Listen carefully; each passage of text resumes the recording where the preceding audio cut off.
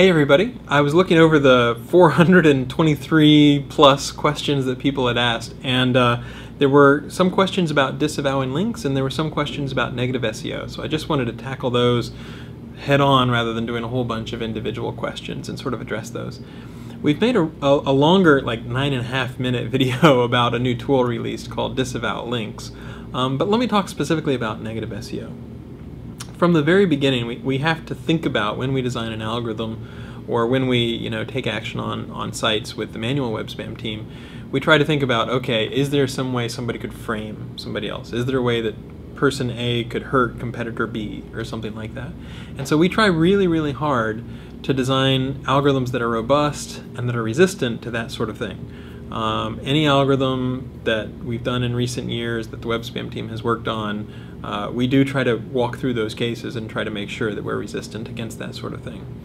So at the same time, as Google has gotten better at assessing the quality of backlinks and taken stronger action on a lot of link networks, especially both public and private link networks earlier this year, a lot more people are thinking about their backlinks. How do they clean up their backlinks? And some people are asking about, well, what if people try to do negative SEO, which is Google bowling, or they try to point links to a site to make that site rank lower. So again, most people don't need to worry about this. If you're just a regular mom and pop, you're a small business, this is not the sort of thing where you are likely in any way, shape, or form to run up against this. In my experience, there's a lot of people who talk about negative SEO, but very few people who actually try it, and fewer still who actually succeed. For the people who are in maybe super competitive, poker, casino, whatever kind of niches, and they're worried about, okay, what if someone is trying to do some ill will towards my site, we've just released a new tool called Disavow Links. And what that does is it lets you basically upload a list, a text file to Google and say, I would like Google to ignore these links to my site. So if you're in a reconsideration request type of situation, or if for some reason you're worried some porn site is linking a bunch of stuff to you, it's very easy to say, okay, here's a list of links. You can get it by sorting by recency, or you can download a CSV and go through it yourself and sort of decide which links you think shouldn't count. But in any case, it's relatively easy to upload a text file of links you think that you would like Google to ignore and to tell us about that.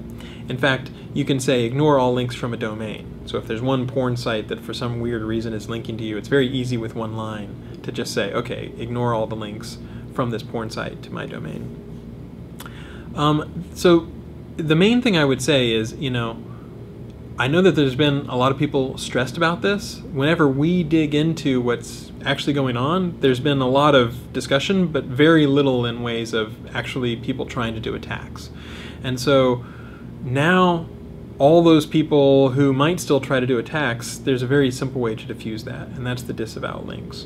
So I think if you're someone who's thinking about trying to do negative SEO, it's probably a much better use of your time to try to do something productive, because either it's not going to have any effect whatsoever, it could backfire. Maybe if you build a bunch of links to a site, it might actually help that site, or if by some circumstance you find some loophole or some way to get through an algorithm or convince some manual web spam person that to frame someone basically, then that person can then just disavow those links.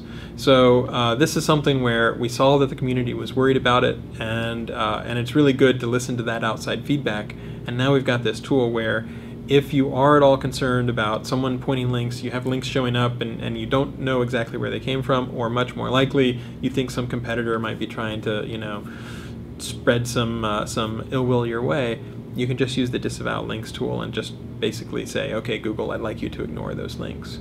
So we've always said from the beginning, we try really hard to make sure that one person can't hurt another person. And we do work really hard in all of our design of our algorithms. Whenever we're looking at a case, we try to assess what are the odds that something like that might be happening. But if it is the case that you're worried about that, you're anxious or you're nervous, there is now this power tool where you have disavow links at your disposal. And so if it's something that you're worried or nervous about, hopefully that will release the pressure a little bit and not be something to have to worry about. Again, I would just want to reiterate, I know a lot of people on various black hat forums are saying, oh, you know, negative SEO is the way to attack people.